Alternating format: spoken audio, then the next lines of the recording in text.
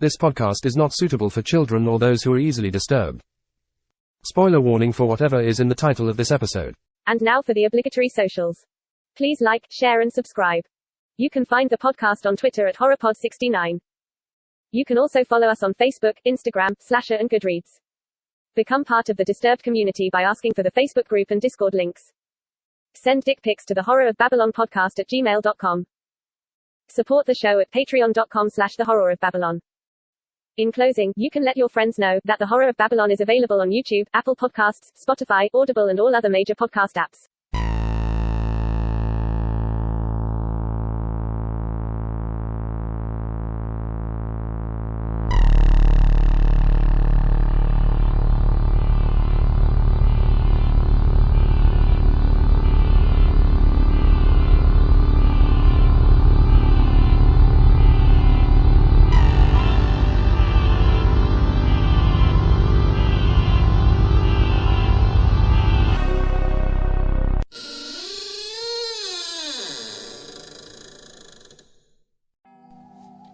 Welcome to episode 145 of The Horror of Babylon, where we are discussing the Song of Susannah.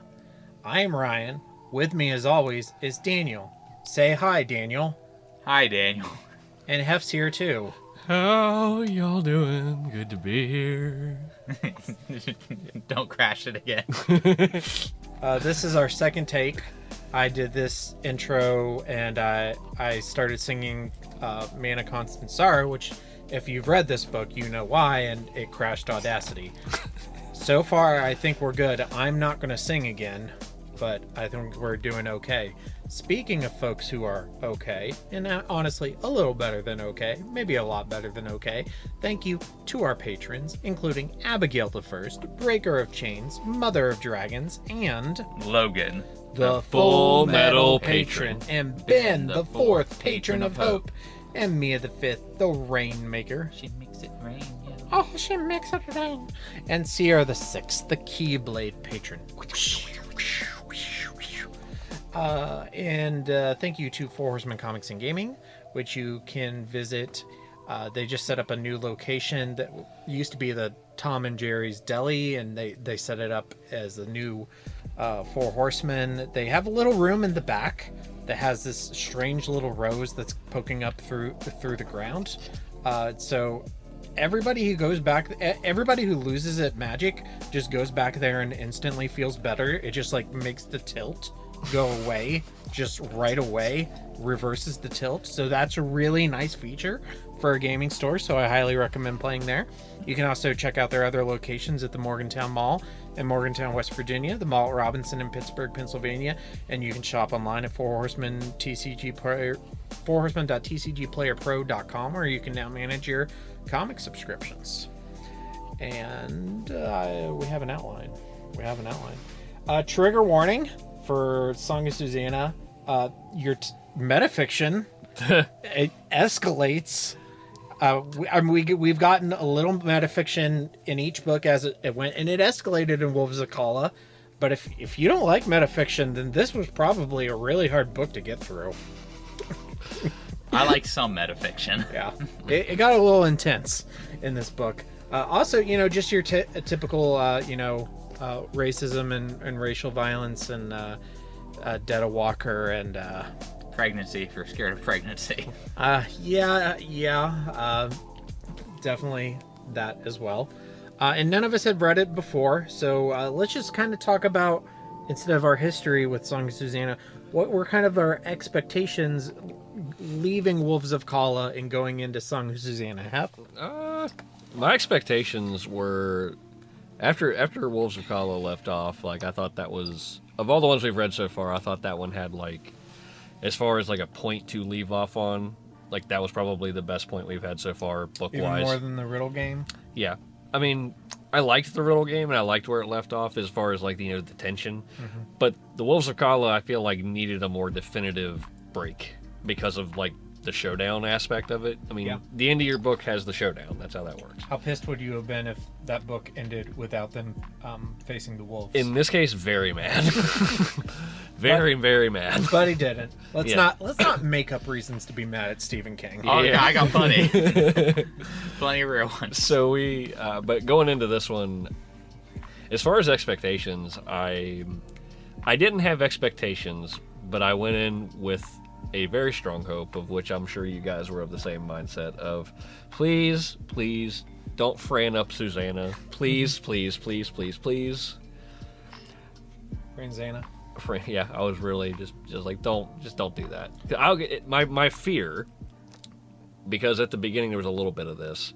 My fear was that we were going to get nothing about Susannah, even though the book was called Song of Susannah. I felt like this was just going to be one big troll, and that we were just going to get them trying to get to Like, Susannah. them looking for. Yeah, Yeah, which is not what happened, which is good. good. Yes, but that was my fear going into it. So Yeah. I didn't really have expectations, but I did have fears. That was also my biggest fear. Hiya! Happy Easter!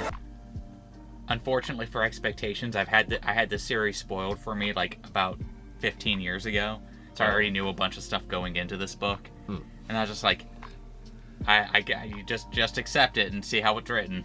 I have been very fortunate that I have not seen a spoiler, not heard a spoiler, and like I basically look up nothing when it comes to this book. My sister was a giant fan of this series growing up, and I remember her even like waiting for some books to be released at some point. Did she write terrible letters to Stephen King? No, but honestly, one of my favorite parts of the book was that stuff at the end, because I thought that was hilarious. But I also I'll talk about that when we get there. Before we do, how was I the only one that whenever that particular thing started, The coda? almost went, oh, so this is just him talking, whatever, and almost closed it. No, I did not. I don't do that. I almost did. Unless it's a preview of the next book, I will listen until it says, as Audible Yeah. hopes you have enjoyed this program. I also wait for if this is a preview or Audible, because I've missed things before. I almost closed it out when he started talking about it. It was like, okay, author's acknowledgement, whatever. And then it sounded a bit different. So I was like, maybe I should wait. And I'm real glad I did. I kind of got Stephen King stuff aside. It was kind of exactly what I expected. I kind of expected them to split up, and some of them to go after Susannah and some of them to go after Calvin Tower. So I kind of got what I expected. I was also afraid of her being Franned up, but obviously, those of you who have read this book, Susannah's story / pregnancy isn't really resolved by the end of this. So I think the whole Franny thing is kind of still up in the air until we finish the last book. So I think when it comes to being like Franned up, a lot of times that's like a pregnancy or a baby puts a woman out of the story. which is not what happens here. And at least she's actively doing stuff or trying to do stuff in the story too. I feel like this we'll get more into it, characters, yeah. but I felt better about the character of Susanna Dean after reading this book. Same, yeah. I feel a lot safer anyway. The vampire's a pure myth, superstition. I may be able to bring you proof that the superstition of yesterday can become the scientific reality of today. Jumping into background, this book was published on June 8th, 2004. It was written by Stephen King. It is book 6 of 7 of the Dark Tower series. This one, the subtitle is Reproduction. And, like, do we even really need to ask why? Ryan, where do babies come from? The Cabbage Patch. Okay. Because this book told me they came from demon seed that they stole from other people. And do not, on St. Patrick's Day, don't tell your kids that, because they'll think that the corned beef and the cabbage was a baby. I think it's Stephen King telling us where he originally got the idea from the tower from. It's a reproduction of his original incepting idea. And this book was nominated for the Locus Award for Best Fantasy Novel in 2005. It lost to a book I know nothing about, which is Iron Council by China Miéville. Just to give you an idea of some past winners of the Locus Award for Best Fantasy Novel: The Silmarillion, A Game of Thrones, Harry Potter and the Prisoner of Azkaban. I kind of want to read the Iron Council now. And that's that. Another story in the classic, infallible 3-act structure. Good enough for Aristotle, good enough for The Simpsons. Mr. Sislak, I have a feeling there's going to be one more act to this story. Well, I'm not hanging around for that. 4 acts. All right, structure and themes. So this book is a little different structure-wise because it takes 6 characters and it pairs them up and sets them all off on their own adventures. Susannah and Mia, Roland and Eddie, and Jake and Father Callahan. So it's a little different from the other ones. What did you guys think? Of these, I don't know how you guys feel, but I liked Susannah and Mia's the best. When I was with them, I cared the most. Probably followed closely by Roland and Eddie, and then Jake and Callahan. So in the order it's written. I like Susannah and Mia the most, and then the first half of Roland and Eddie's story. Yeah, okay, yeah, the first half. And then Yeah. Jake and Father Callahan, and then the second half of Roland and Eddie's story. Okay, that's the correct, or that's the order I agree with. And no, the fight at the duel at the gas station was so cool. I think love that's my favorite shootout in the... The only other thing that rivals it for me is the Cuthbert saving the mentally handicapped boy With the slingshot. with the slingshot in the That's saloon. pretty cool, yeah. And also just where and the last fight in Wizard and Glass is also really, those are my 3 so far. Yeah. But I mean, it was a good shootout. Yeah. So- Yeah, it was really cool. I like the structure of this a lot. Like, I think having like a dual parallel with everybody where like they weren't really on their own. There was actual like character dialogue and back and forths and things like that. I think that was huge for me because you're still following everybody, but you also still feel pretty intimate with all of them as you're going through it. Because it's 3 different stories. Mhm. It's not 7 and we're going back in time and doing this and that and this and that. And And then you also, it's like, at least for me, I think I enjoyed it a little bit because how long has it been since these characters were separated from each other? yeah, they've been together for a while. And so seeing how they interact when they're away from each other and what their goals and motivations are. Like, Eddie's kind of rolling counter to Roland because his priorities are his wife and then the tower. And then, But at points it kind of flips a little bit too. yeah, so it's, and seeing how they bounce off in these particular setups, I was like, well, you know, that changes the pace of how these books were rating for me. So Yeah, I liked the chemistry in all 3 pairs. Obviously, Roland and Eddie have really good chemistry because they have since the drawing of the 3. But I also liked Susannah and Mia, and I also liked Jake and Father Callahan because we didn't really get to see those 2 interact a whole lot in the previous book because while Roland and everybody was staying with Father Callahan and the Wolves of Kala, Jake was off forming a friendship that would last a lifetime with Benny Slightman the Younger. Oh wait, never mind. I mean, it was all of his lifetime. It was all of his. We even got more about Benny's brains on the ground. We really did. can I have a cigarette, please? I'm gonna be honest. If one of my best friends or my kids saw like their best friend just get shot and they asked me for a cigarette, I'd be like, yeah, here you go, dude. I only don't push. You're safe because the first puff of that thing that they would take would immediately quit them because there's no way they could suck that down. I'm only okay with it because Roland's like, this kid will likely be dead within a year anyway. So. I also, something else structure-wise that stuck out to me about this one is this one felt the most like an actual sequel to Wolves of Kala. All of the other books have very, like, aside from kind of with the riddle story, but they all have very, like, this story stops here, and we're starting a new story. But this one, like, really literally, like, continues right off of where Wolves of Kala left off. Yeah. Wizard and Glass kind of does that with the riddle contest, but that's also just part of the frame narrative of Wizard and Glass. So it's just like they finish the riddle thing, and then Roland starts telling his story. So it doesn't really count in my mind. Yeah. These later books I've been having a better time with because I feel like there's definitive points at which this part of the story has ended, and now we're continuing on from where that story left off. I also think because we've slogged through the earlier books, we've also become invested in the characters. Yes, I agree with that. I also think that this book benefits from being just a little bit shorter. It's a lot of bit shorter. Yeah, like 10 hours shorter. At least compared to book 4, 5, and 7, it's significantly shorter. And I think and 3, Wastelands was I very think long. in some segments that really helps the pacing. Mm-hmm.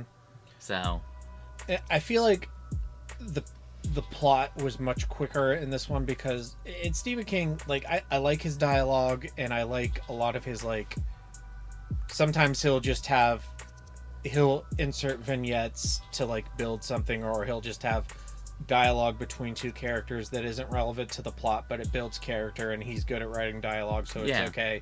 But then sometimes we also just need a story that moves. Sometimes, I love Stephen King to death. Sometimes he gets a little bit distracted by his own ideas. Mm-hmm. Sometimes that works out for him. Sometimes it doesn't. Yeah. So, in this one, even though there were parts of this story I would question, I don't feel like he was ever distracted. No. Yeah. I also feel like they didn't, like, this was interesting to me because, and maybe it's just like it was me specifically, I felt like in this book what he did a really good job with was the book still feels pretty full of all the stuff that's going on, but if you look at it on paper, like from beginning to end, that's probably, that whole thing is only covering like a day. Yeah, but it still feels it's an episode of 24. It's just, but it feels full. Like everything that's happening in there feels appropriate to like what you should be experiencing in that day's time. Yeah, I like that. It was not bad. Yeah. Okay, so let's talk about the elephant in the room, or the king in the room. The king of the castle. I like metafiction. I also like metafiction, but this was kind of weird. How nicely am I going to phrase this? Is my question. I kind of want to hear a rant. I feel like we're way amping up for a rant. I feel okay. All right, hold on. I like metafiction. I really do. I like self-aware stories. Mm-hmm. But that also comes with a lot of caveats. I think some genres are more okay with that. Like, if Deadpool looks and winks at the camera at me in a comedy, I'm like, it's a comedy, it's stupid humor. Mm-hmm. That's fine. When the writer makes himself the main character, I'm not a main character. But... I'm literally God, and Roland looks just like me. Yeah. Yeah. I wanted to call it comic booky, as the dude who loves comic books, but I think that's insulting to comic books that I've read that do metafiction. A little bit in its defense, I thought it was going to be worse than it turned out. Because this is the point where I was scared. They're driving up Stephen King's driveway, and Roland is so overcome by his presence that he vomits. Yeah.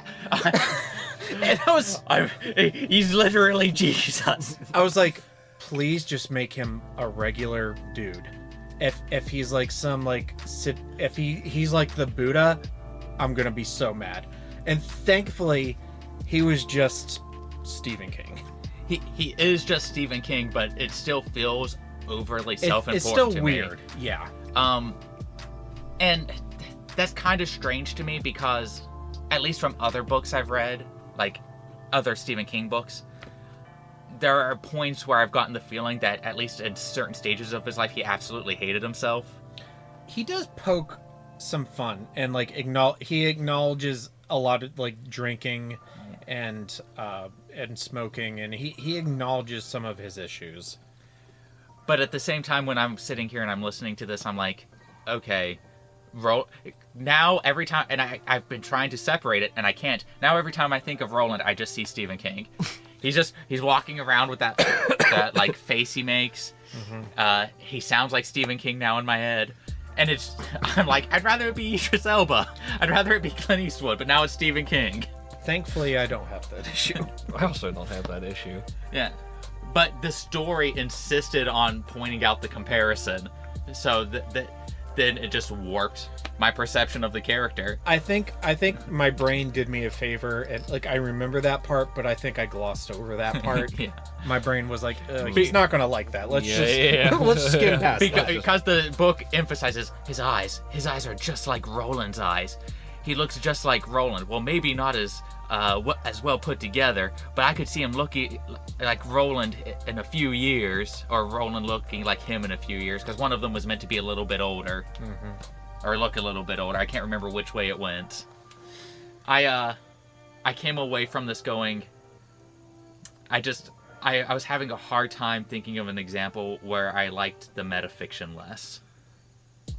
And I'm not immediately coming to one, but on paper, like, okay, so I don't take issue with the idea that Stephen King is a character and that his writings are doing all these things.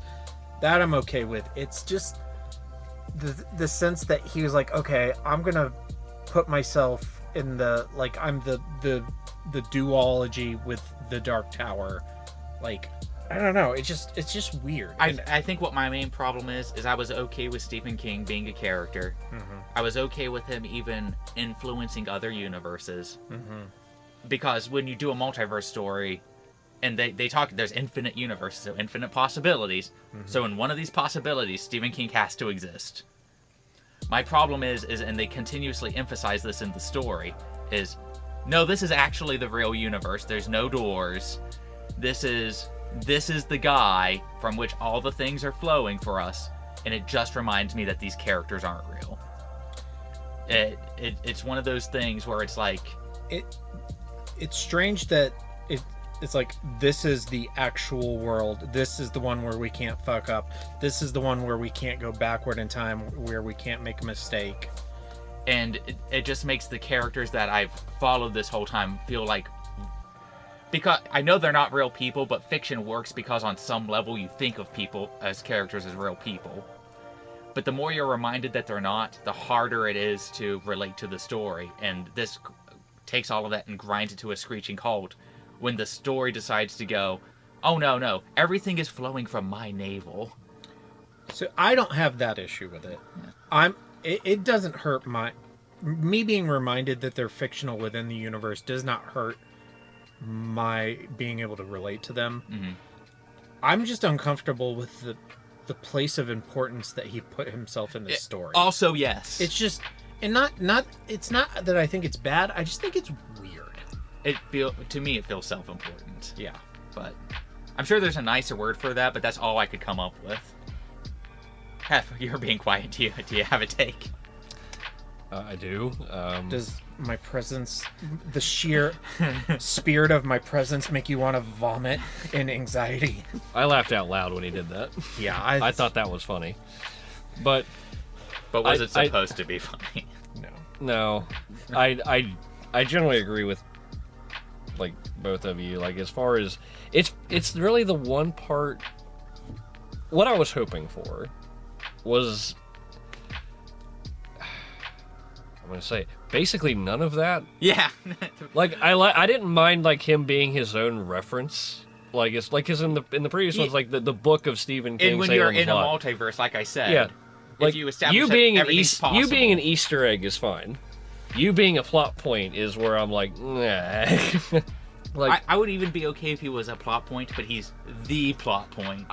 I didn't buy it. But it's probably the one part of this book where the entire time I'm listening to it, I just was I just don't. I care. also knew about this thing from book 1 because of my sister talking, so I knew about this the whole time. Okay. I knew, or I heavily suspected and convinced myself it was true that they were characters since like book 2, maybe book 3. Like I think that probably helps. yeah. But I had thought for a while that Stephen King may pop up and then like his writings may like influence the beams and all this stuff. Like influencing the beams, yeah. But just like him being at like the center of the universe, it just like the duology of the two most important things in the universe being the Dark Tower and Stephen King. It's just like it's really hard to wrap my mind around the lore of it, let alone the self-importance of it. This was the example I was going to use when we discussed this. It would be like, okay, so Tolkien said he translated the Hobbit stuff. Mm-hmm. But imagine if instead, if in book, not the Fellowship, what's the next one? Two Towers. Imagine if in the Two Towers, Gandalf comes back and Tolkien's with him. And Tolkien's like, I'll write you guys out of this. It wouldn't be as good. And the reason I think of that example is those letters at the end where he's talking about, or no, it wasn't the letters. It's when he's talking to Roland where he's like, I wanted it to be my Lord of the Rings. And I'm like, did you? Are you sure, buddy?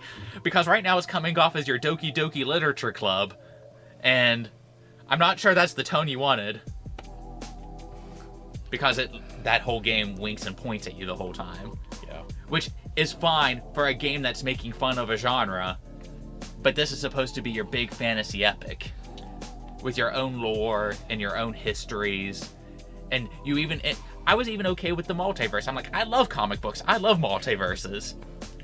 Yeah, I don't know. Maybe like... Maybe I'm coming down a little hard on it, but... Maybe if it fleshes out what it means by like the universe having these two anchors of the Dark Tower and Stephen King. Maybe if it explains that lore a little better to me in the 7th one, I'll be more okay with it.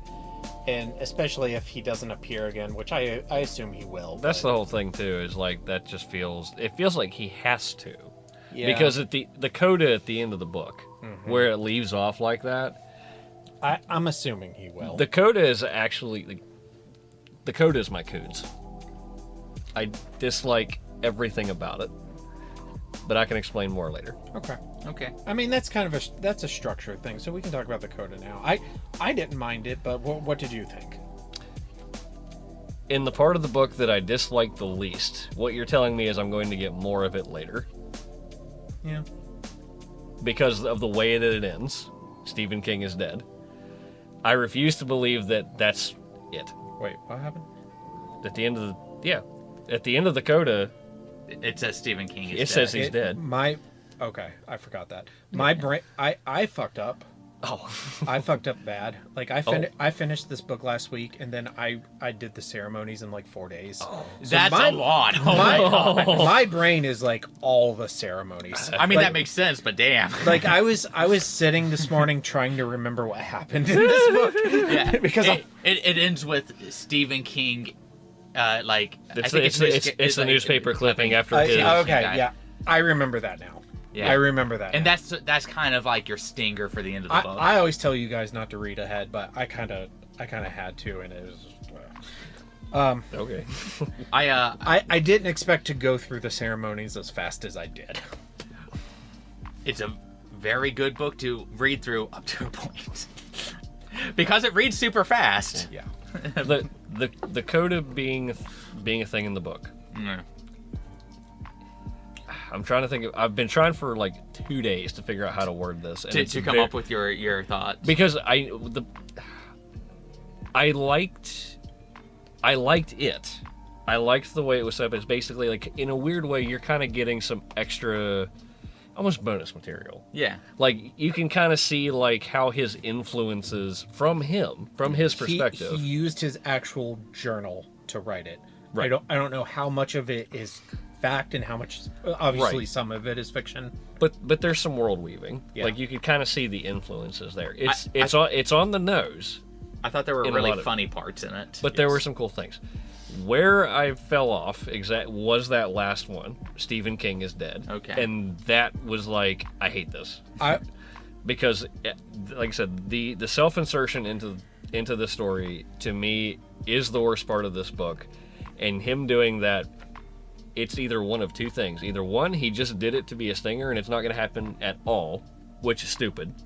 Or two, it's absolutely going to come up again, which also makes me mad. I won't spoil it for you guys, but my sister did tell me. Yeah. Back in the day, and I still remember it. Yeah.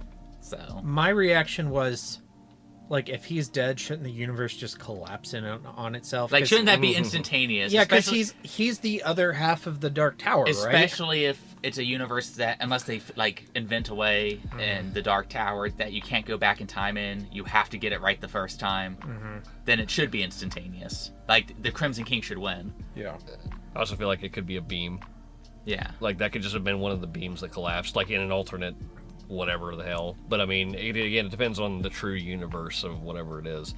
Either way, to me, I get to the end of it, and I'm just like, so this means I'm going to have to hear about this again. I agree with some of what Hef says. The only thing that I did like in it is it did remind me of how funny Stephen King can be.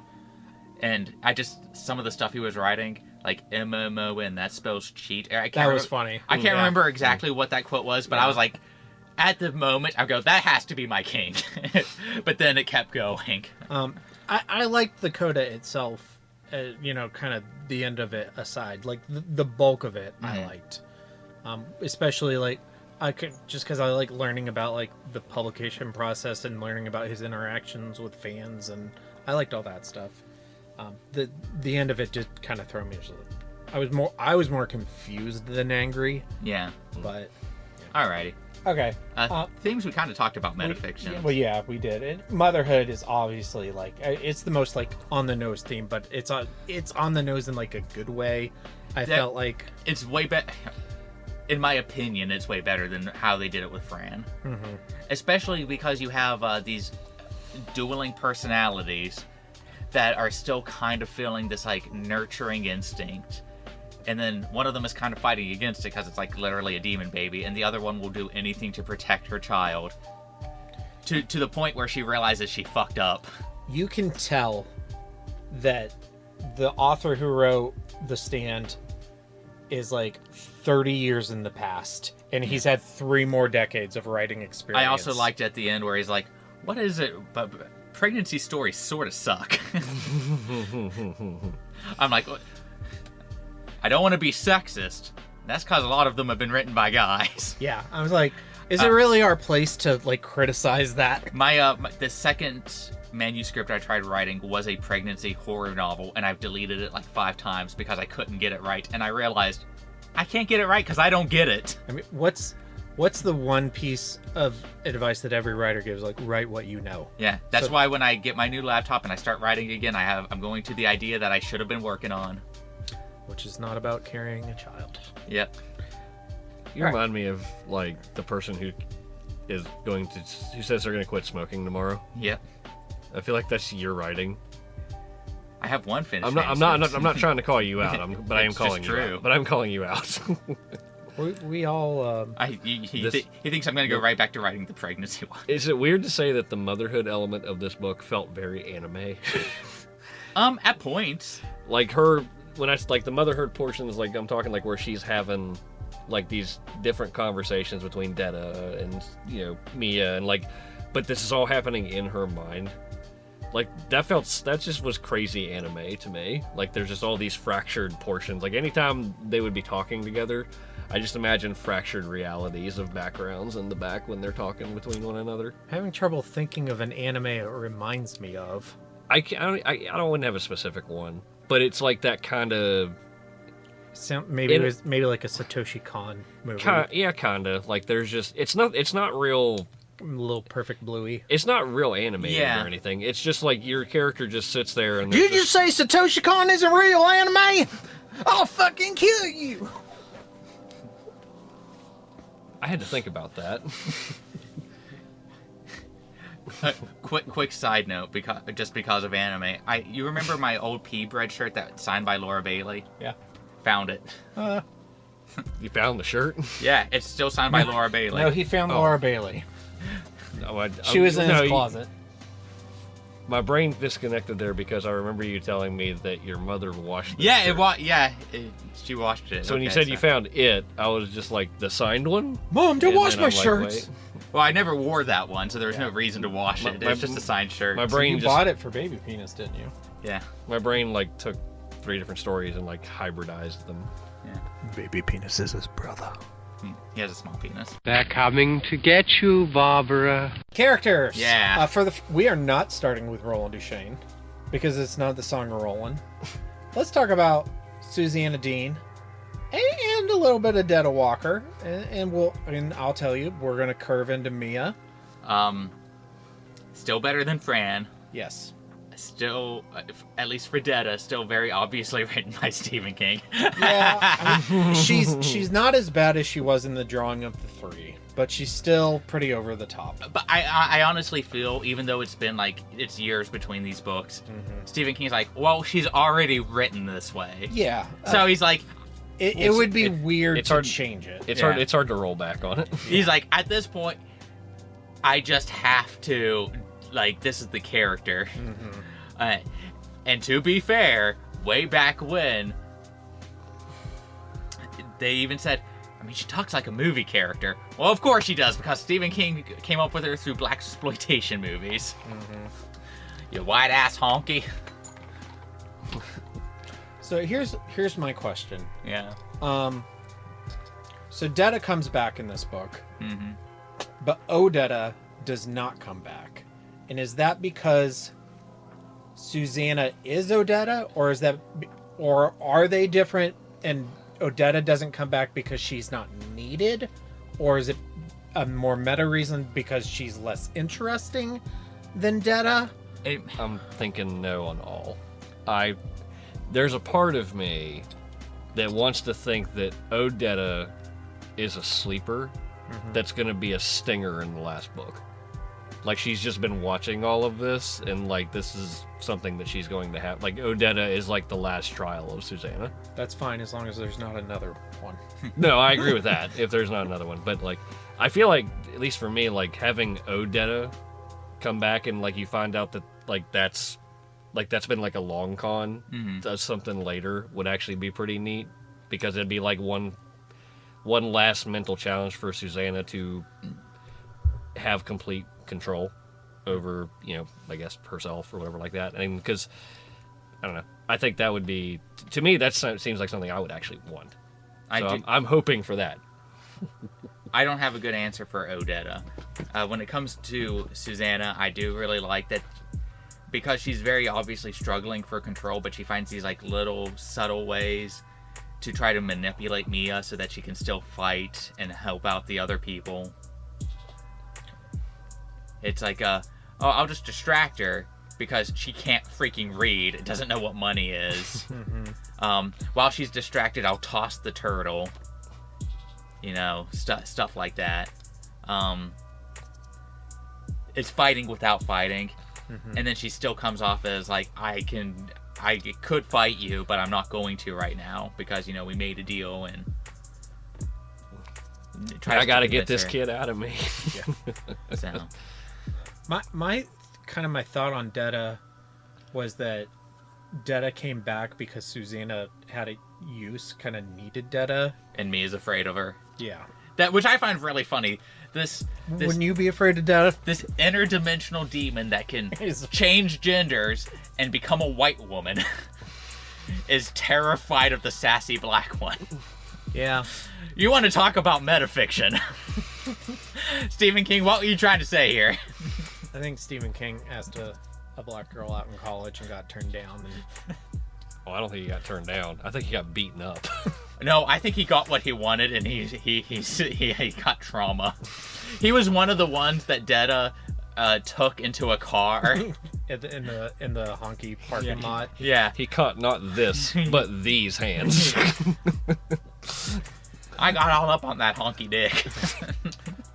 But I feel I do feel a lot better about Susannah after this book. Obviously, there's still plenty of pages for Stephen King to screw her up. There's still time. There's still time. There's 28 hours worth of time. Still time. But I'm a little more confident that he's maybe learned his I'm lesson. optimistic. Yeah. And this story didn't... I was afraid there was going to... I went in hoping for the best, and I got more of that than I would have thought. I think that without the Stephen King stuff, there's an argument that this is the best book so far, and it's mostly because of Susannah and Mia. I like their interactions a lot. Yeah. And this is...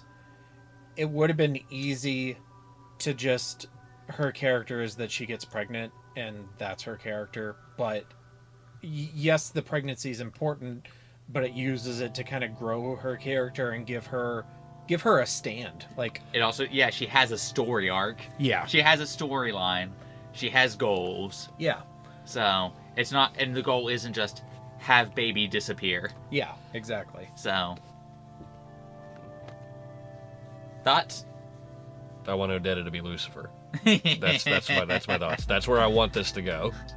Kind of hard to imagine that happening. She's actually the Crimson King. Is it weird that I want that? No. It's not weird. It would be a twist. I mean, I would be surprised. The whole time he was there with them the whole time. What did you guys think about Mia's reveal that Roland fucking the Oracle in the Gunslinger, he deposited his seed, and then 2 books later that seed had been like cryogenically frozen in Demon Happy World, and then was inserted into Susannah. I feel like this is one of those twists that wasn't planned. Mm-hmm. That's how it reads to me. Like, he needed to come up with something. Yeah. And this felt... Because he didn't want it to be random demon baby. He wanted it to be connected to the other character somehow. Yeah. How can I make this Roland's kid? What do I have on paper? Yeah. Then he goes, oh, I can do this. Because, fuck, it's a spirit ghost monster. Yeah. I can do what I want. Mm-hmm. And, I would have called it a little goofy. I think it didn't come off as goofy as I was expecting it to. I feel like it's goofy, but it's within the realm of goofy that we've accepted in this series. Yeah, it's within the realm of goofy that I accepted. And it does help that there's other goofy shit in this book that makes it feel less goofy. Yeah, it's not like it stands out among the other things. It's not any less goofy than Andy the robot it's like, yeah, I'm a fucking demon. I can change my gender and store your cum. Yeah. I don't want to spoil it, but there's a cum joke in the next book. Nice. And I laughed for like 10 minutes. Nice. I'm excited. My nipples are hard. It didn't... Mia being white is the thing that threw me the most. That I kept finding that funny. Like, she shows up, she has white legs. Mm-hmm. When she's walking, like that poor woman whose shoes got stolen was like, I could have sworn that black woman who came out of nowhere had white legs too. Okay, so that's another thing to talk about. In Wolves of Kala, we all just assumed Mia was another personality. Yeah. But she's not.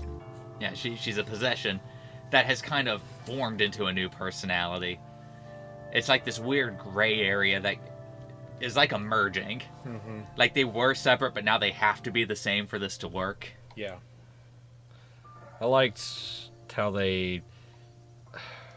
I liked it in the Wolves of Kala, like, you kind of get the impression that you do have a kind of the impression she's another personality, which I was just like, oh god. And it was kind of nice to see that that's not what that ended up being. Like, yeah. Like, I was actually a little relieved when that ended up being the case. I like the personalities in the drawing of the 3, but it's a big emotional investment, and you kind of get exhausted by it. Mm. And I was kind of glad to see that gone. And then it's like, oh, another one. I did like how, like, in the Wolves, she seems very malicious, like very focused, very much has a plan. Like, there's an end goal here, which there is. Yeah. But whenever they bring her in, and then, like, you actually start seeing, like, how very ignorant she is of everything, it made her feel like more of a character to me. Which so she wasn't just like this evil alter ego kind of thing, which I was much happier about and was able to, for lack of a better word, swallow better.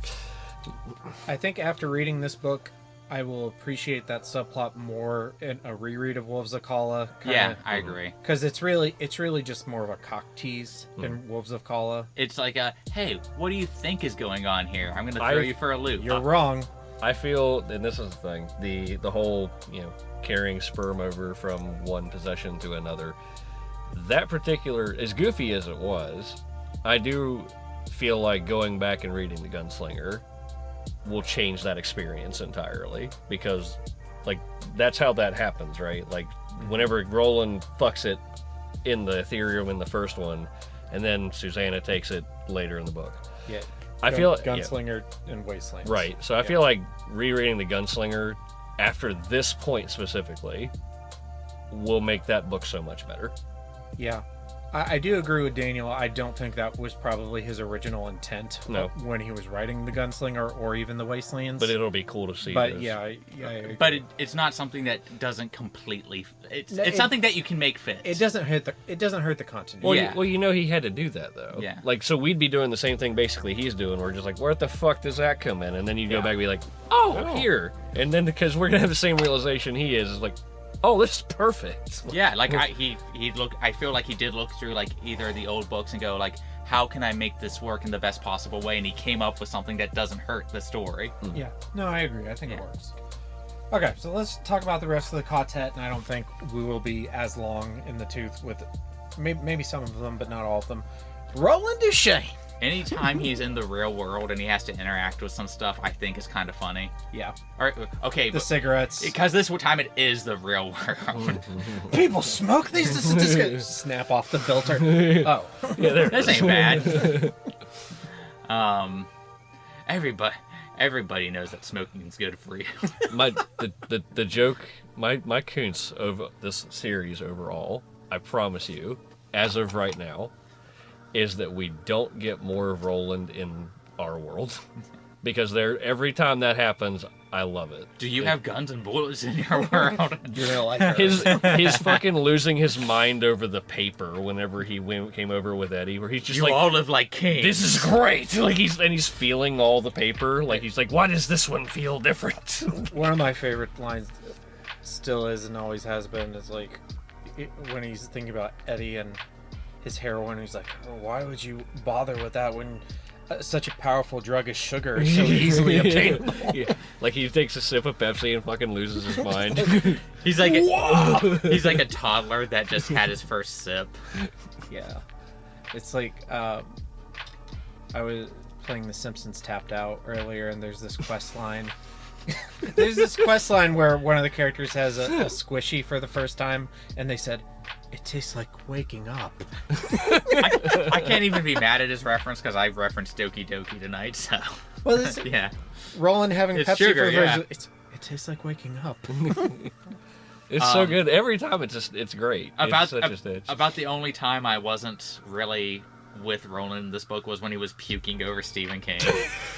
Yeah. I mean, I would probably puke if I got to meet Stephen King. For different reasons. But I shouldn't be Roland. I shouldn't be having the same reactions. I miss him. Yeah. We'll move Daddy in a minute. Yeah. I'm hungry. I'm also hungry. I'm going to have to eat more when I get home. Oh, again, don't let me leave without the QR code. So that I can order some stuff and give her some money. Oh, you're an angel. I'm gonna just do this one more time. Maybe. I'm gonna work second hand like that. Pain in the ass. I'll get it. We'll figure it out. Eddie. I felt like Eddie was a little hypocritical with Calvin Tower. Calvin Tower was stupid. Yeah. But I also got a little irritated by how mad Eddie got. Like, to the point that he was ready to murder Calvin Tower. I was listening to that scene and I thought of you because I remember us last episode talking about this kind of direction that Eddie has been heading because of. I don't exactly remember what you said, but I remember you saying that you disliked his character quite a bit more. I got aggravated with Eddie, like, being okay with murdering the criminals' wives and children. Mm-hmm. Sometimes you gotta end a bloodline and prove a point. Well, and I think we discussed, like, the potential, what is it, transference, I guess, between Eddie the gunslinger versus Roland the gunslinger. Like, they're both kind of meeting in the middle, but at the same time, like, overarching into the extremes of each other's personality sometimes. Eddie is starting to remind me more and more of, like, Roland from the first 2 books. I am ready to murder everyone's wives and children to get to this tower. My concern is that that's where this is going. Which, I think I'm okay with that story-wise. I personally will dislike Eddie more. My concern is the after effect of it. Like, because we're getting to the last book now. So all this build-up, if that's something that they're building to me, that's just a story direction that I'm not 100% on. Yeah. Like, that worries me a bit. I think in Wolves of Kala, Eddie said that he had a premonition that he and Susannah would have a bad end. And I would not be shocked if in the last book, Eddie has to make a choice between the tower and Susannah, and he chooses the tower. Because he's going in this direction. And honestly, I think that as a story decision, I'm okay with that. And I think that'll work for me. I just personally, like, in the earlier books, I really liked Eddie as in, like, I could hang out with this guy. And I'm no longer at that point. At least during some scenes. There's still other scenes where he's like the Cuthbert Donald Duck of the group where he's Yuck. Cuthbert Donald Duck. I don't know. I love that. I think that's hilarious. Well, that's because he's literally the Cuthbert. Yeah. Because Stephen King goes, well, you are. You're him there again. I made everything. Sorry. Last time. No, I'm done. It's not. No, it won't be. It's not because he's down there. Here he is. I mean, we don't have to. We've kind of talked Yeah. to death. We don't need to talk about that. Yeah. Okay. Jake. Jake is also kind of going down this aggressive, dark... Ache. Still the best member of the Koontz. He pulls a gun on a cabbie. That was a little extreme. But very funny. I'm like, hey kid, you got like a couple more years before this becomes common for kids your age. You need to stop. This book concerned me with Jake a lot because Jake is one of those things. Like, I know 28 hours is a long time in a book. We've got plenty of time to, like, hash it out.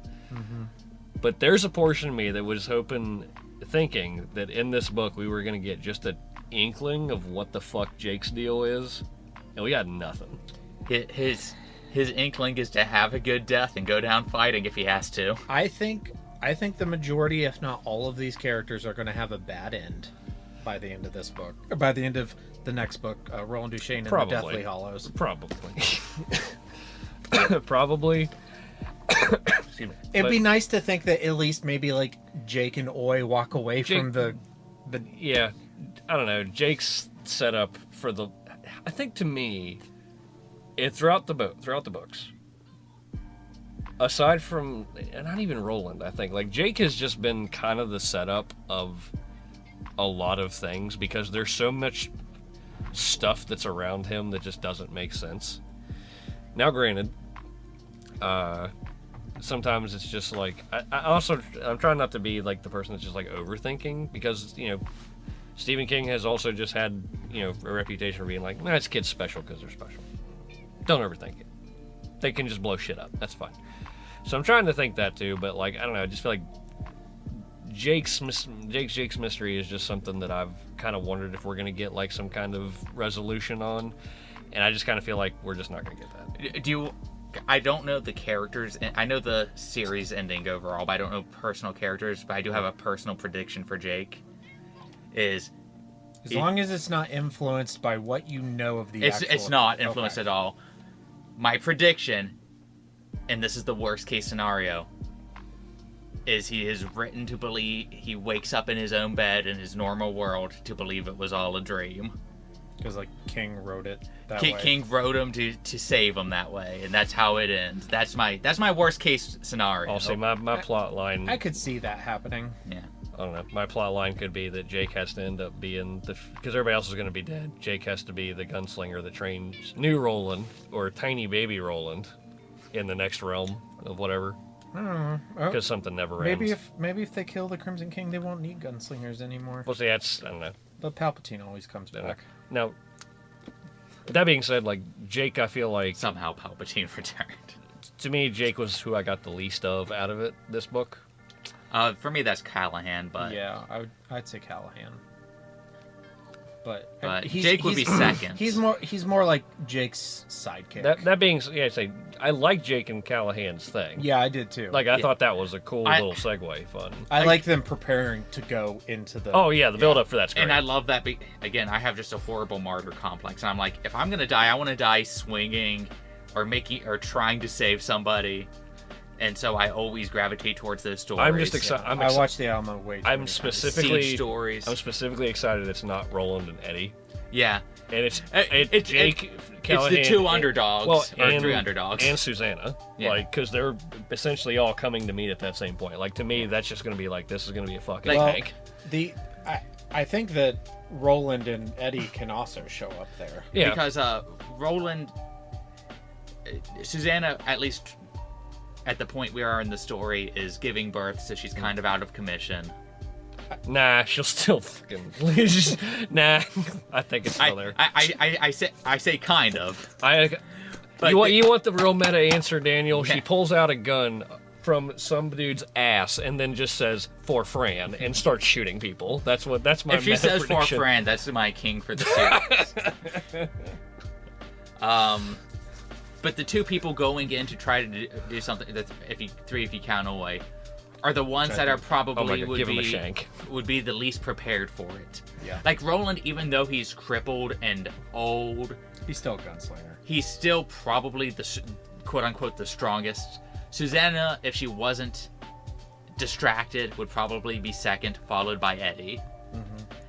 So You got the underdogs going in, and I like that. Yeah, I do too. It's Krillin and Gohan fighting the Ginyu Force, and they had one gun between them, and you just also they happened to find the plates, and it turns out that Jake was training with the plates all along, but that's fine. That's fine enough. I also like it. It acknowledged one of my questions. I was like, so Callahan's into ka-tet, but he's not a gunslinger, right? And then he's like, Jake, first I love the part where it's like Callahan was completely okay giving leadership to the small boy. And then he's like, Jake, if I do this, am I a gunslinger? Can I have an honorary title if I give up everything? I think you'll be a gunslinger in your heart. Yeah. Sure, buddy. You're it's like the Make-A-Wish kid. You're a gunslinger for a day. Yeah. Oi. Still the best one. I thought for sure they were gonna write him out of the story at the beginning, and I about had a panic attack. Yeah. I was like, if you get rid of Oi and leave him with these people for a whole book, I will fucking riot. It's like when Twilight Sparkle tries to leave Spike when she goes into the human world, and Spike's like, fuck that, and dives through the portal with her. They even did the whole, get out of here. Didn't even want you. Now you go with them. That is the most, generic dog story thing. Yeah. But it still works. Yeah. It's fine. And it's I appreciate the acknowledgement by the other, priest, looking at that's a weird dog. It's just yeah. I liked that character. I liked him. I liked him a lot. Dog, is it? You're a fucking papist, but we might be able to save you anyway. Okay. Others. Side John, that was just kind of a cool little insert. Yeah. I'm glad that we had this hard man here with us. I also like hard men. And they don't even know his name through the whole thing. It's just it's the guy who didn't die. Yeah, he dropped when I told him to drop. He was just ready. He's like, yeah. Yeah. No, I'm one near silly as what I dealt with here. This is. I just thought it was cool. Give me a cigarette. Beer's in the cooler. my guy. I'm not super familiar on baseball jargon, but I appreciated him and Eddie just kind of the back and forth. Like I respect the nerd, even if it's not a nerd. I appreciated the question in Eddie's head of like, I can tell him about this player. But if my world is not the real world and this is a different world, I wonder if that still matters. Yeah. That made me giggle. Yeah. He's more real than anyone else that's around right now because he's from Prime Earth. Yeah. This book bothered me. In my Koontz, I'm going to talk about Loki. Okay. The TVA's parents. Oh my god, Calvin Tower's also from Prime Earth. He's also more real. Yeah. In fact, he had books of some of these people. Yeah. Calvin, I agree, like... He's a dumbass, but... He's a dumbass, but it also felt like real, like that's what a real person might do. He's just a little neurotic. My mom is also an absolute hoarder, and I have some hoarding tendencies that I've worked on correcting over the years, hence the eBay story. Yeah. But so I kind of get some of his behaviors. Like, it's hard for me to let go of things. And sometimes you don't understand the emotional attachments to objects, but then like you kind of start seeing it.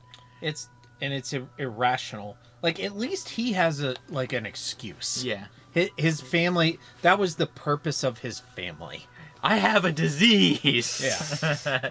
Do you know what disease means, Eddie? M-O-O-N. That spells disease. Sorry. No, it's okay. I liked his interactions with his lawyer. Aaron Deepno.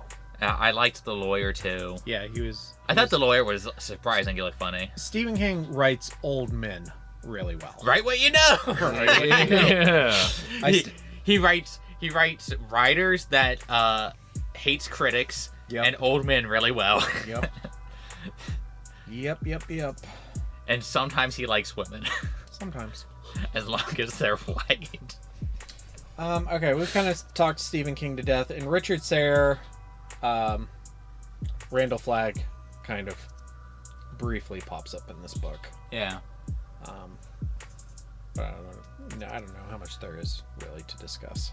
I thought the aesthetics were kind of cool. It was weirder than what I was expecting. Okay, so how about just like the club of vampires? Yeah, because when I was waiting for the club of vampires, I wasn't expecting monsters to be wearing literal people masks and to have a baby on a spoke. That's haunting imagery. Yeah. But like when you think of vampires, I was like thinking, okay, maybe they're gonna have blood and wine glasses, and they'll probably be dressed as high society people who are afraid of AIDS. It kind of reminded me of like a more extreme version of like the vampire clubs in Blade. Yeah, and so you had like this mix of like low men and vampires, and all of them were sort of mutated, grotesque monstrosities. There were also there were some slow mutants in there. Yeah. Yeah. And so you had like this weird mix that was way different than what I was expecting going in. And that's kind of neat. Some of them were kind of goofy, like this guy has a bulldog head, but I'm like, whatever, that's cool. I had the worst time with that part of it. Yeah. Because anytime they started describing a new monstrosity, every single time I'm just like, they're fucking in Hotel Transylvania. and every single time, as soon as like they were talking about like the one with the dog face or like that, there's Steve Buscemi, Dog Man. It's just like, or the what is it, the rat person, wherever like that. Just any sort of anything. Like I was just like, it's all Hotel Transylvania people, and that just immediately lost the seriousness. We don't need to do this anymore. We have Pop-Tarts now. Yeah. Oh yeah, and this spoke through the baby. I just imagined like, I would just like, all I saw in my head was just like, yes, it's a baby on a stick, but then there's all Steve Buscemi's kids right below it, just barking at it. Like it just got more and more comical as I would think about it. I'm like, this is not okay. So you're gonna take my kids? Yes. Why? Why? So they can have a good time while you have a good time. Don't worry, we'll give them back at the end of the day. Oh. Well, better than nothing. That's almost okay. Yeah. Every entity that had some kind of fur in it was basically just Steve Buscemi from that movie. Yeah, he's funny. He is funny. It wasn't really good in my book imagery, though. No. Like, this is way less threatening. Kill you all! I'll drive you crazy, and I'll kill you all! I'm every nightmare you ever had. I am your worst dream come true. I'm everything you ever were afraid of. Alright, scary shit. Is this movie scary? Or movie? Is this book scary? No. No. I had a little bit of a PTSD thing whenever like they started like firing near the gas pumps. Yeah. Because I have short stint. I may have told the story before. If so, I apologize. Several years ago, I was at a gas station and I went in, pay for my gas or whatever like that, and I looked down and I was just like, "There's a Twix bar there." And I was like, I thought Did you pick up a turd? No, I thought about it. I thought about the Twix. I'm like, nah, I decided against it. I go outside. I'm heading towards the pump. As soon as I get to the pump, I hear an explosion. And my brain, of course, you hear explosion, you're thinking, fuck, the gas station blew up. And my last thought to myself, as I'm getting ready to prepare to be blown up, was, why didn't I buy the Twix? That's fair. I love that. It's like Koontz story with the strawberry. Tells a joke at a funeral. How inappropriate. It was so, it was comedically stupid. And I was mad about it for hours after that. Turns out that explosion was a meth lab out of somebody's trailer behind the gas station. Oh, West Virginia never Which changed. I looked over there. That guy was funny because, also in pure comedic value, all I saw was the billow of smoke coming from his trailer, and he's out front with a box, just looking up at his house as it's billowing in smoke, as if he's trying to comprehend what has now happened to him. Oh my god. You're going to jail. You better hope all the evidence burns. You start throwing gas on that fire. Yeah, just burn harder. I'll put it out. Be like fucking Tommy Boy from the fucking... I'm a maniac. That scene pains me every time I watch it, because I just see Rob Lowe shooting him with pennies. Or it's probably more like quarters. I'm sure. Oh, God. Okay. Kiss me, fat boy. So obviously there's a lot to talk about for both Kiss Me Fat Boy and The Power of Christ Compels You, but I didn't know what specifically. We've talked some about Kiss Me Fat Boy with the cum saving demon. Yeah. But smash or pass, Mia. Smash. I don't know. I'd try it. I like Broken Women. Yeah, I like Broken Women because I got glue. Every man comes with his own glue factory. It's fast dry. For Kiss Me Fat Boy, yet again, my stupid brain.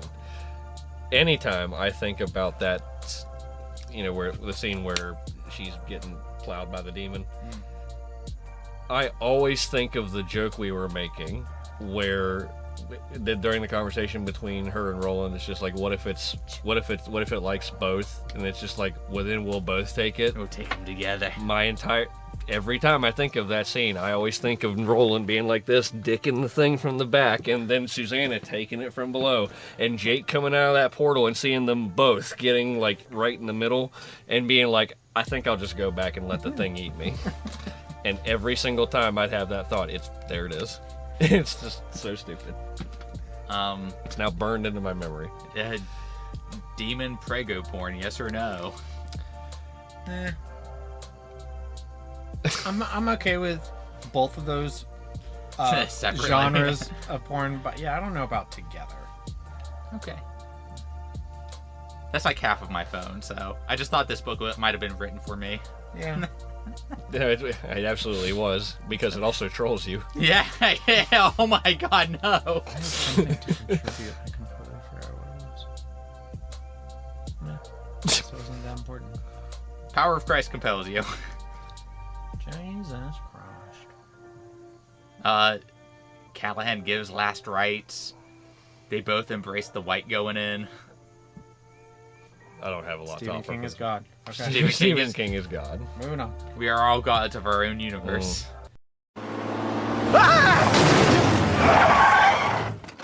Oh my God! Are you Stephen King? No, I'm Dean Koontz. Oh.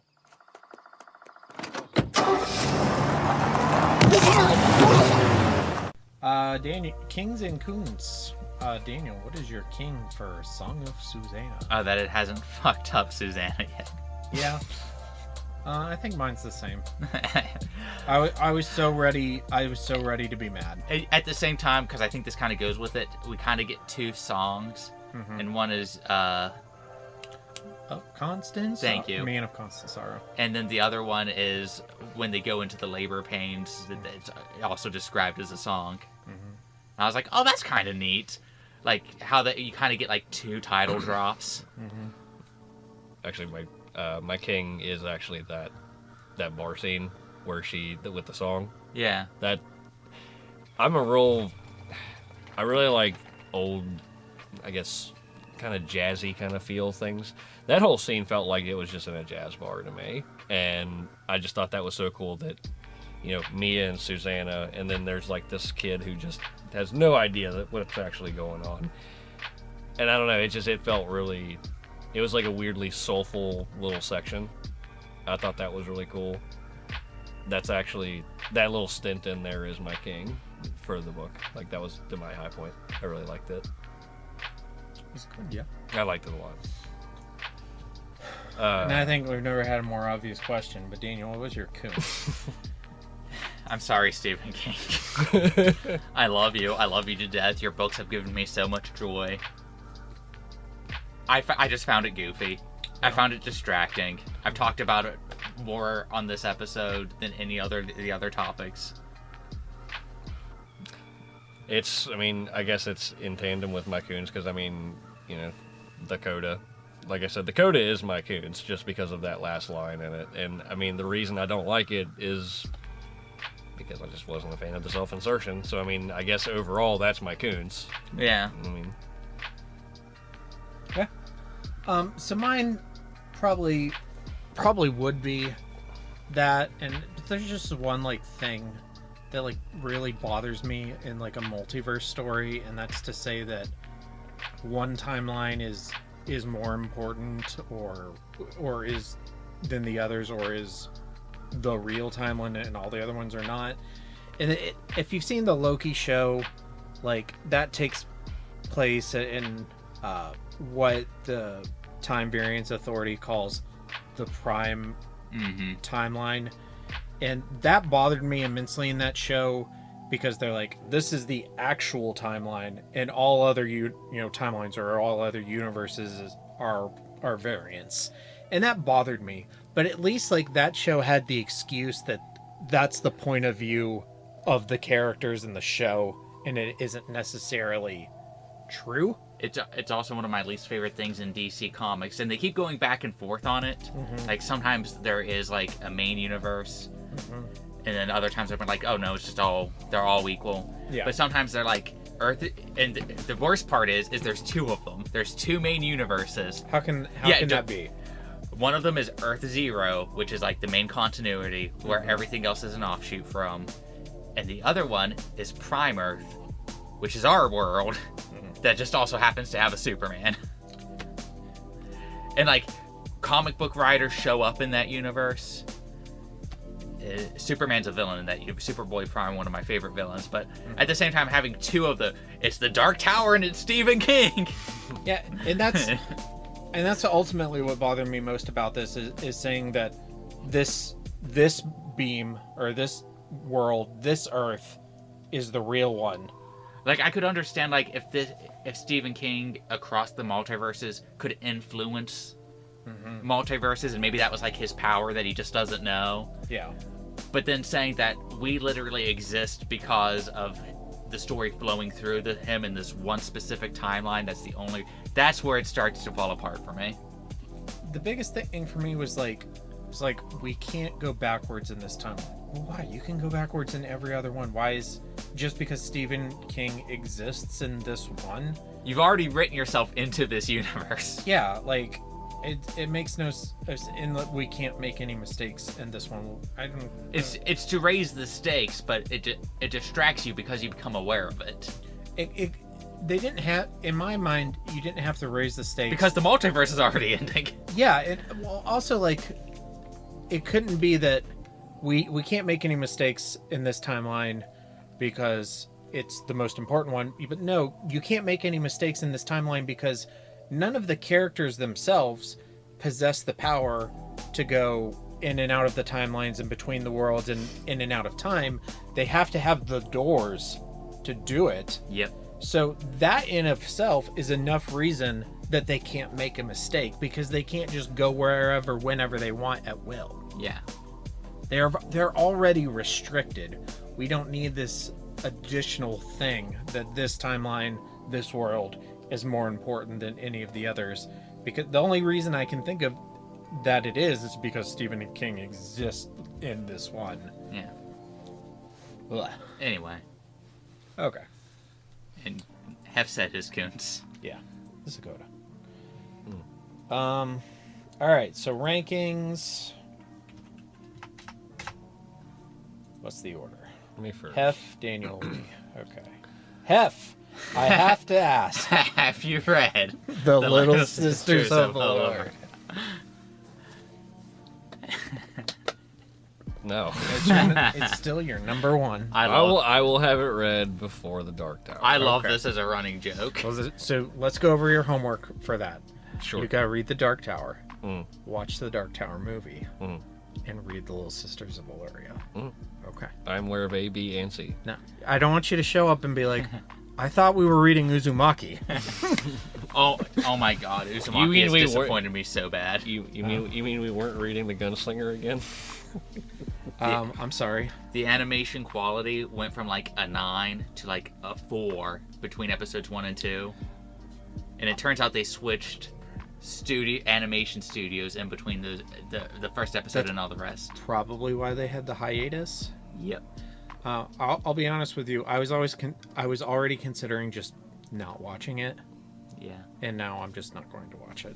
In the first episode, and they've released the statement saying, well, our choices were to release the first episode and nothing else, not release anything, or release this as it is. I'm like, I wish you would have just released the first episode, and then maybe it could have been an OVA, done a Kickstarter, just told us that it didn't work out. I would have, because now you don't usually get a mulligan on this, and so now.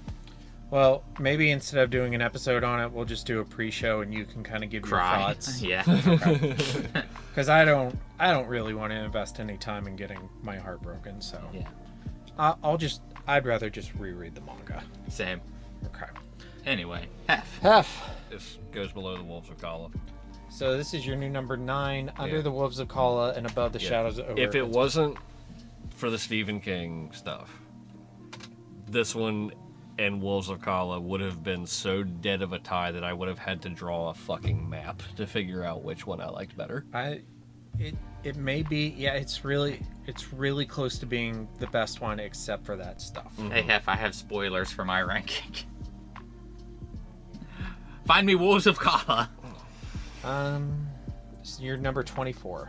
It is right below the Wolves of Kala. You're new number 25, above the Drawing of the Three. Yep. And for the same reasons, it probably would have been right above it, maybe even a couple of points above if I hadn't been ranting about Stephen King all night.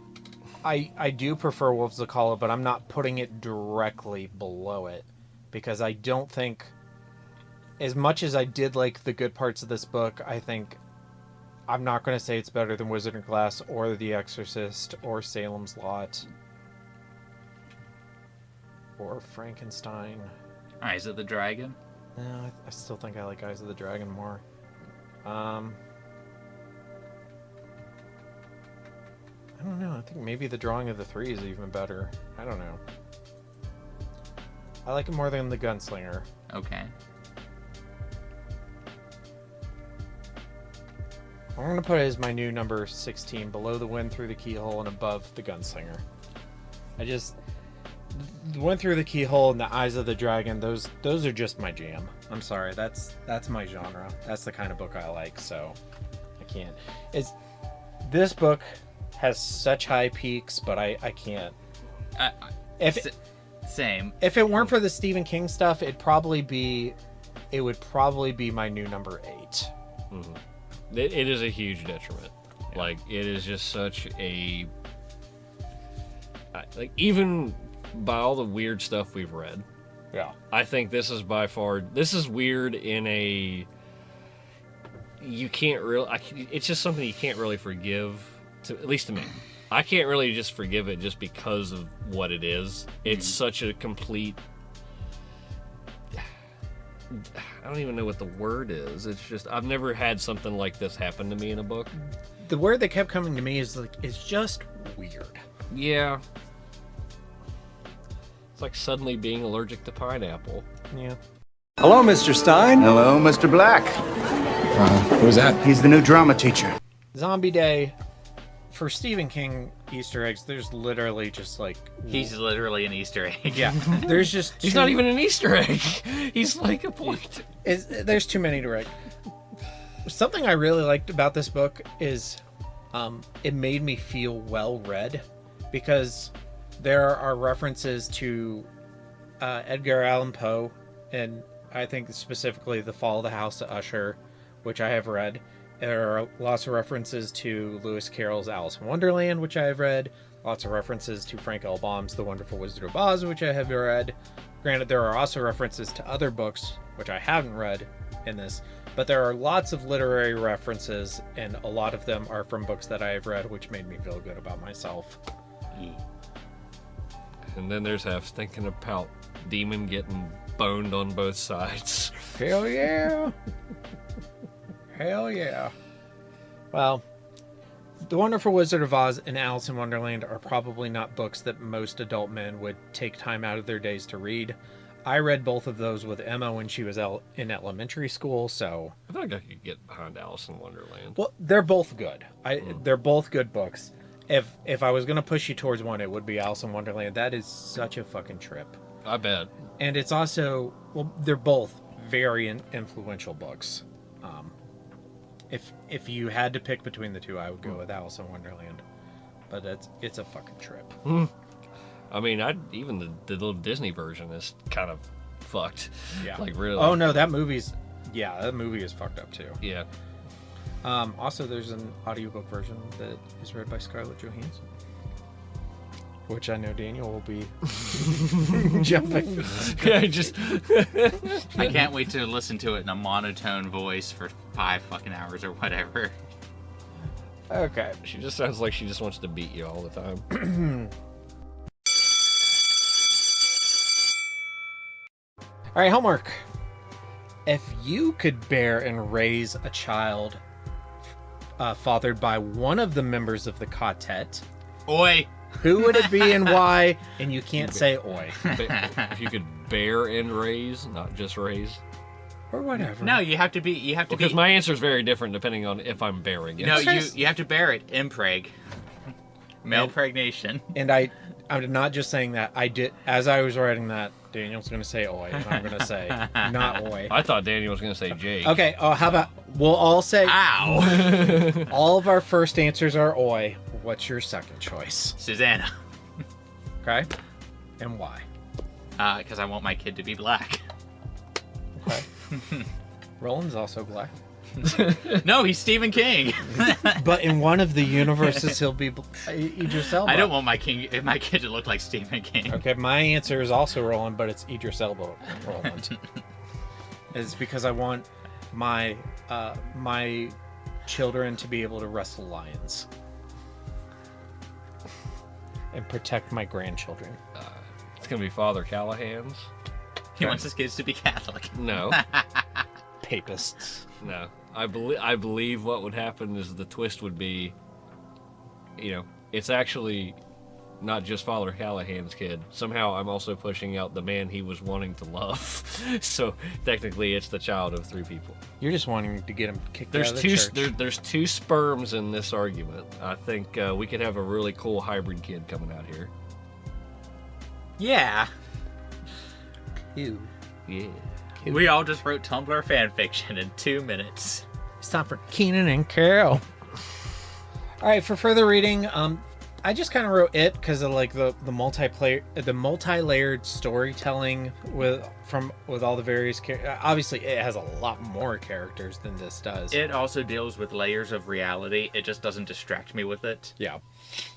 That's the one that jumped out at me, but obviously all the other like kind of fantasy books that we've been reading and mentioning. Although I will take this as an opportunity to reiterate, I do think reading Alice in Wonderland and to a fractionally lesser extent The Wonderful Wizard of Oz is beneficial when reading these kinds of books.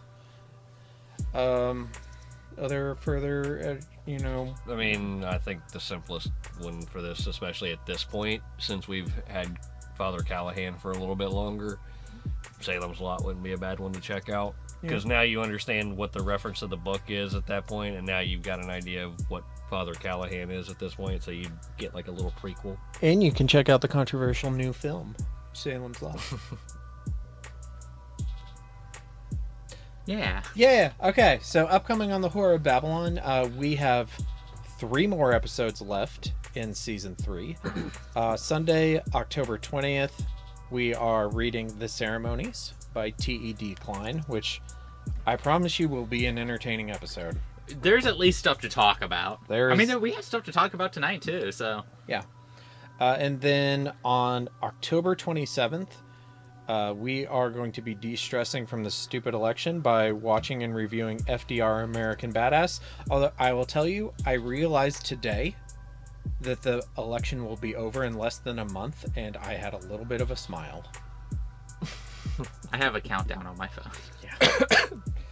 And then are we doing a review or like a watch along? Like, we'll figure it out. Okay. Because you all and I know that review is basically just us going to be quoting the movie. That's fine. Okay, Yeah. as long as you're cool with that. I'm pretty sure this is going to be one of those occasions where I do bring beer over.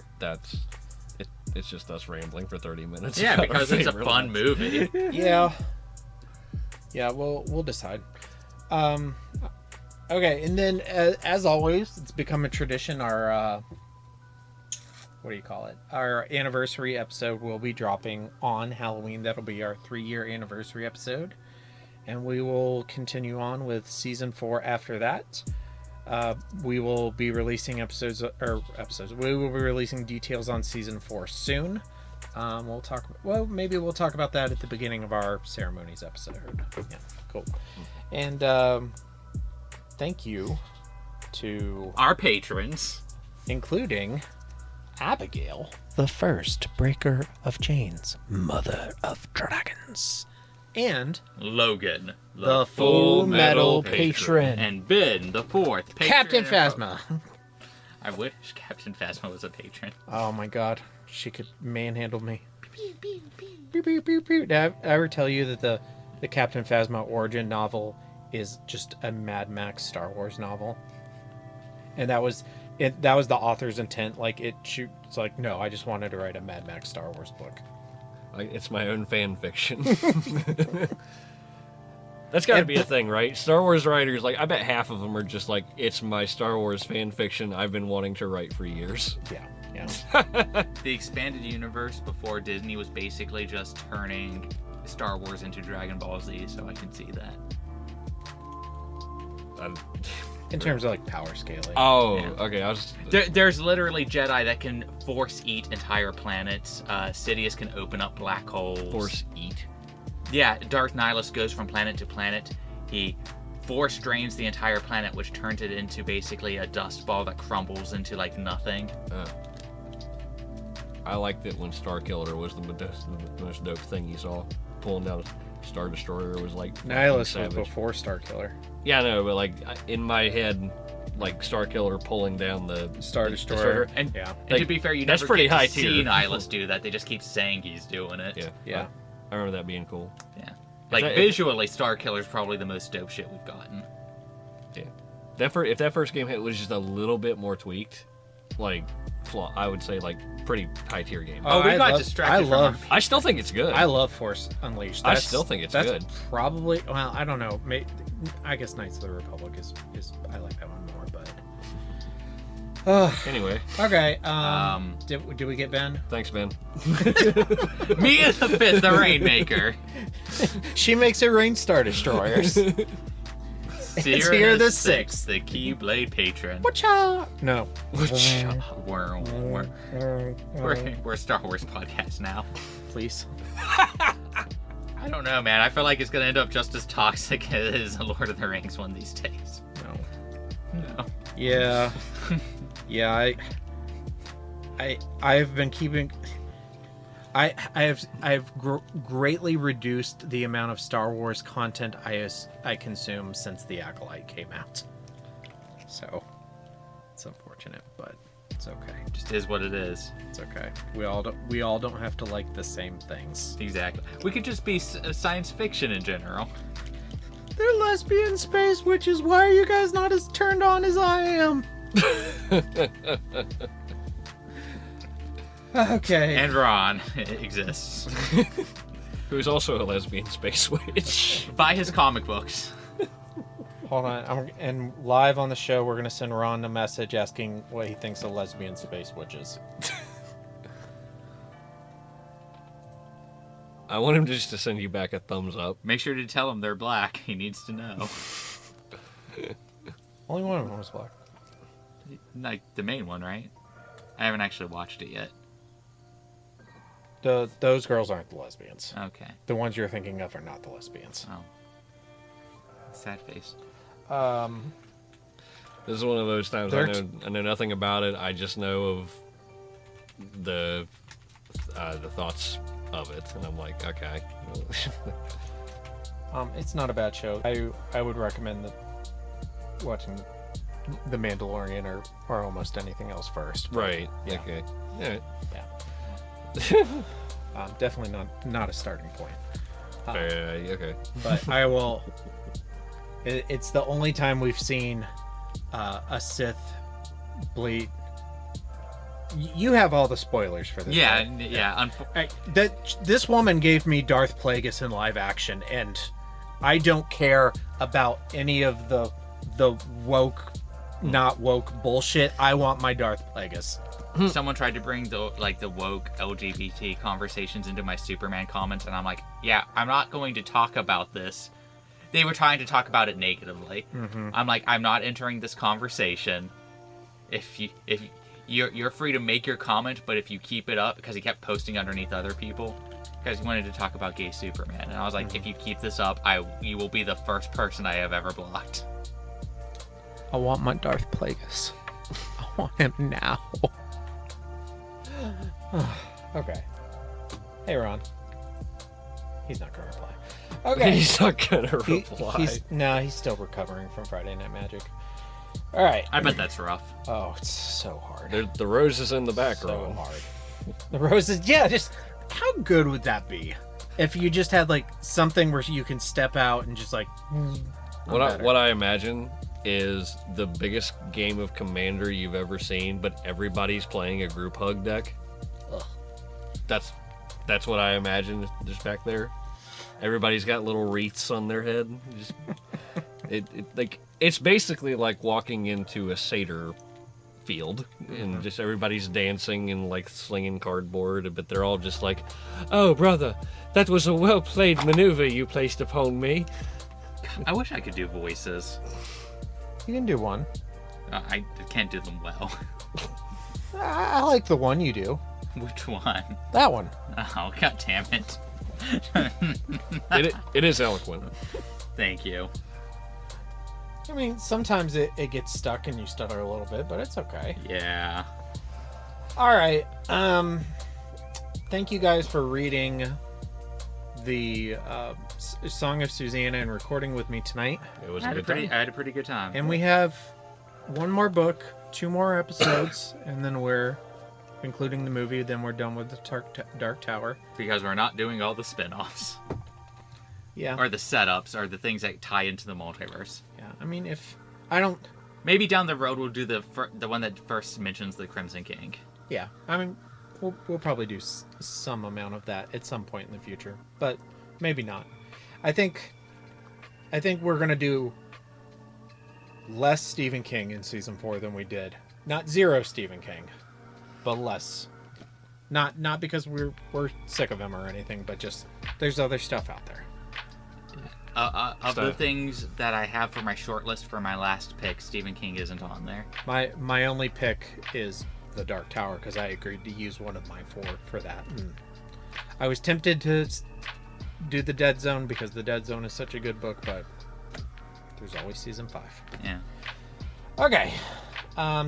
Thank you to our patrons. Stay tuned for our socials. And stay scary. Stay scurry. Stay scary, folks. Stay scared. And now for the obligatory socials. Please like, share, and subscribe. You can find the podcast on Twitter at HorrorPod69. You can also follow us on Facebook, Instagram, Slasher, and Goodreads. Become part of the Disturbed community by asking for the Facebook group and Discord links. Send dick pics to the Horror of Babylon podcast at gmail.com. Support the show at patreon.com/thehorrorofbabylon. In closing, you can let your friends know that The Horror of Babylon is available on YouTube, Apple Podcasts, Spotify, Audible, and all other major podcast apps. Stay scary.